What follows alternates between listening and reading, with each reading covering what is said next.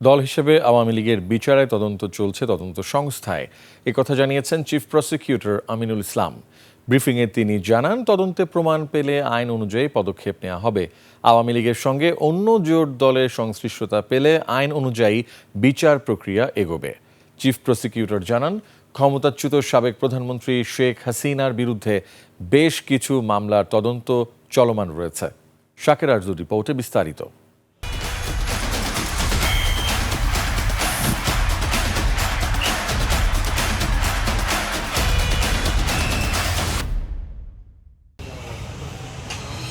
দল হিসেবে ২০২৪ সালের ২ অক্টোবর আওয়ামী লীগের বিচার নিয়ে আন্তর্জাতিক অপরাধ ট্রাইব্যুনালের চিফ প্রসিকিউটর বরাবর অভিযোগ করেন এনডিএমের চেয়ারম্যান ববি হাজ্জাজ। এতে গণহত্যার সরাসরি হুকুমদাতা হিসেবে আওয়ামী লীগের পাশাপাশি ১৪ দলীয় জোটকেও দায়ী করা হয়। তৎকালীন চিফ প্রসিকিউটর তখন বলেছিলেন, আনুষ্ঠানিক তদন্ত শুরু করেছে তদন্ত সংস্থা।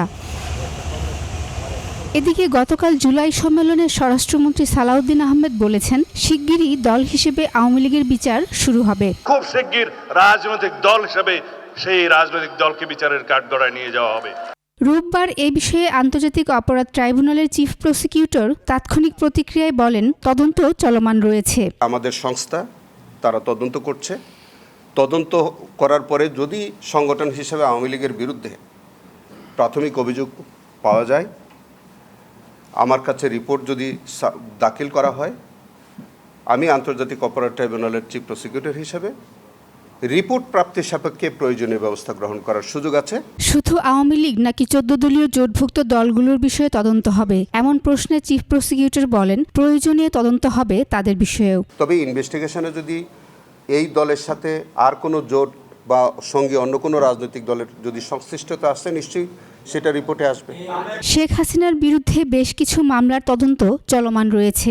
দেশে ফিরে বিচারের মুখোমুখি হওয়ার কথা বললেন চিফ প্রসিকিউটর। আরও অনেকগুলি মামলায় তার বিরুদ্ধে রিপোর্ট দাখিল এর অপেক্ষায় আছে।